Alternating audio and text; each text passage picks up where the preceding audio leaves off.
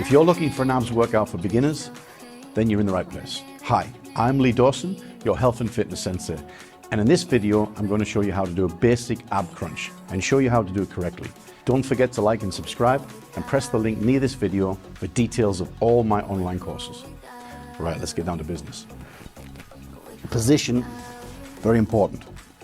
Now, when you lie back, your lower back must be flat on the floor. There should be no bridge.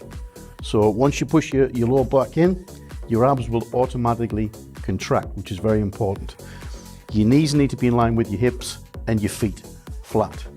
Now you can put your hands across your chest or you can put your hands on the side of your head.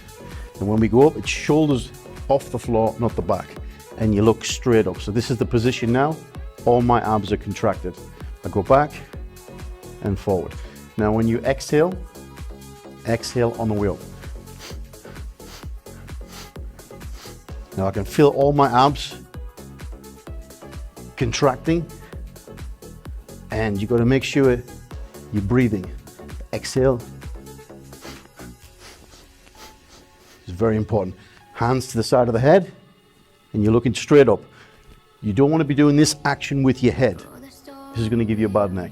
So make sure your head doesn't move, and it's just your shoulders moving off the floor.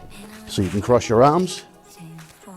A little bit more difficult is putting your hands on the side of your head. This is the basic ab crunch.